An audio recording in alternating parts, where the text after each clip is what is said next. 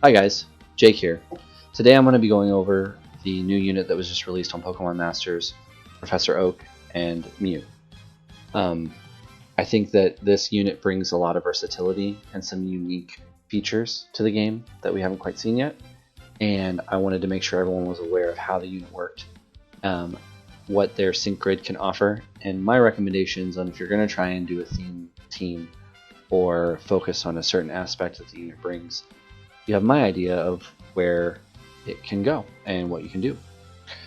So we're going to go ahead and look at the unit now. I really like the fact that his stats are so balanced. Mine currently is sitting at a 4-star. You get this unit for free as a base 3-star, and you are able to use the potential increases that come with the game when you get dupes of units that you pull to increase it from a 3-star all the way up to a 5-star. So I am at about 12 or 14 out of 20 for it to go towards a 5-star, and you can see at it being maxed out at 100 and level 115 that it has really decent stats all the way across. It has a couple moves and passives that really set it apart from other sync pairs. The first being Swift, which is a normal type attack. It only costs 2 bars, has a base power of 68, and hits all opponents. It has the additional tag of Sure Hit, which means it'll never miss. That is really great for grinding down your opponent and getting closer to your sync move.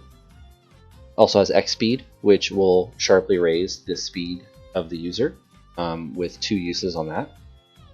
It has Psychic, which is a 3-bar psychic move that has a base attack of 118 and accuracy of 100. Has a very small chance of lowering the target's special defense. And then World of Dreams sharply raises the user's special attack, drastically raises either the user's attack, defense, special attack, speed, accuracy, or evasions. Now, the passive skills are where you kind of see where you see DNA trying to use different avenues and try new things. Oak's Research, it will replace the user's move with a different move after using a sync move. Super duper effective, which powers up moves that are super effective. And Unfortuitous 9.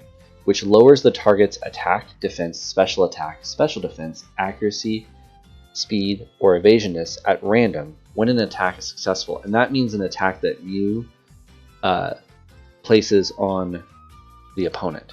So when you have a move such as Swift, you're hitting all of your opponents and you have the potential to debuff them, which is something we haven't seen before in that avenue.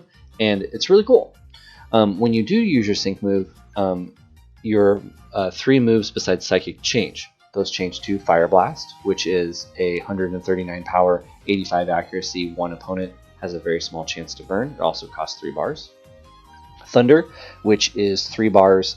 It is an electric type. It does 148, 70% accuracy, and it never misses if it's raining and has a moderate chance of leaving the target paralyzed. And then Blizzard, which is attacks all opponents, has a power of 151, an accuracy of 70, and it never misses if it's during a hailstorm. It also has a very small chance of leaving the target frozen. So there's a lot of different avenues that you could take using Mew. Some people focusing on getting to their sync move as quickly as possible, and then using their sync board to modify the moves that are changed after the sync board drops. Others are focusing just on Psychic. As you're going to see here in a second on the sync board, there's a couple different sync grid. There's a couple different avenues that you can take. So the one that I've found to be most popular or easiest to use when autoing is going the path of the Psychic, down the Psychic.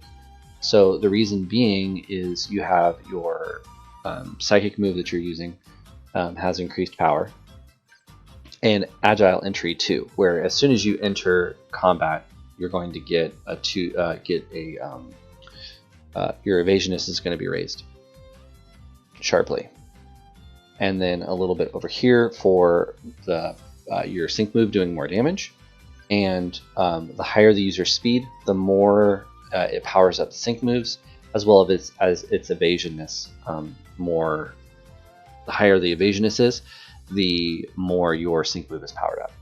So I then also went ahead and focused on gaining the 2 guaranteed +10 speeds, because the other one that some people do is a Shifty Striker. It occasionally raises the user's evasionness when the Pokemon uses a move.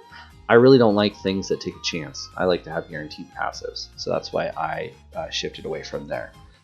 So you can see here, if you're going like the Fire Blast route, the passives that are there are going to encourage you to cause burn, which you can do through Fire Blast or having a burn team. As well as if you have a weather condition going on, your Fire Blast is going to do more damage. Over on the Blizzard side, you have no passives per se, but it increases the accuracy and power of Blizzard. On Thunder, it's the same thing, accuracy and power, but it has passives where once per battle, it'll sharply raise the user's attack power, a special attack power when in a pinch or damaged, as well as Hostile Environment, raises the chance of inflicting status conditions within the additional effects of moves. So I'm going to reset here, and I'm going to show you the sync board grid that I plan on using with my Mew, and that is one that is focused here over on the Swift side. And you see that we're increasing the HP. We're making Swift be able to do more damage. We're letting our sync move do more damage. Because what I've found is that while the idea of having a sync grid that focuses on your moves that affect after you go through your sync move, in most battles, especially co-ops, your sync move is being used towards the end of the game or into the battle, so you don't have the ability to really utilize your board or your grid as much as using something like what I'm doing. You'll get more use from it at the beginning. If you happen to be in a game where you're using your sync move and you're still continuing onward, you're still going to be useful and be able to provide something to the team, or just switch to another Pokemon.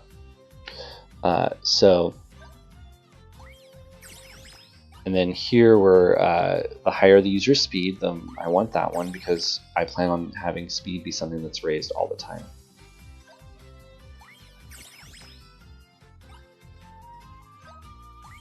There. And I'm leaving out the ones that are not mandatory. Actually, no, I'll fill in the 2 that are required to move where I want. And then the other thing that I like with doing with this sync grid layout is it gives you some survivability in being able to brush off status effects as well as heal yourself. And I like being versatile. I like switching out as little as possible. And then we've got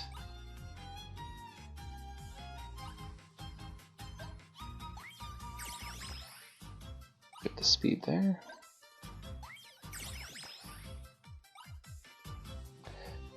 Another 5 speed, and the 10 speed. And that leaves us with 6, which I like Swift being able to refill my sync move, my move gauge. So we'll put the other 2 here. And there you go. So that's the way that I am planning on using my sync grid and using the whole 60. Now, in regards to the teams that you could use with Mew, I have a couple set up here. This is the primary one that I would use, mainly because Misty has a unique ability with her Catch Us If You Can. She sharply raises an ally's evasionness, as well as makes an ally gradually heal himself. That's great for single player, because then you're going to be able to throw that on your Mew and keep them continuously getting stronger, while at the same time, if you want to, if you're trying to get to your sync move as quickly as possible for sync orb grinding, Chansey's another great one because it'll raise your special attack as well as also offering you a heal. So it gives you that versatility. Now, if you were going to do a team that you wanted to utilize one of these post-sync moves, the ones that I kind of poked at were Torchic and Ponyta for Fire Blast. Go back here. Because Ponyta is able to give you Sunny Day, which gives a lot of bonuses to you in regards to trying to burn people. And then you have Blizz Mew. This one is for Blizzard because you're going to be able to throw down Hail. And then you have Skya, who is a unit you gain through the story. And she's able to increase your defense, but also raises the speed, which is nice. And then the final one that I liked, that I kind of poked around at, is for the Rain Dance. You're able to use Winona, and you've got Misty in there as well. So that covers basically what I wanted to say in this video. I plan on doing more content for Pokemon Masters as units come out, kind of going over what's coming out, as well as offering my opinion. Again, this is just my opinion. I don't consider myself an expert. I just play this game a lot, and I like to think and theory craft this kind of stuff. I do stream on Twitch, Pokemon Masters, as well as other content. I stream every Monday, Wednesday, and Saturday, starting around 8 o'clock California time. If you've liked my content, please do leave me a like and subscribe because it would mean a lot to me, and it would help me grow and get better. Also, if you think there's anything I could do better or something that I missed, or you have a different opinion, leave it in a comment down below because I like talking about this stuff. I definitely don't think that I'm the end-all be-all when it comes to this game. Other than that, I can't thank you enough for watching my video.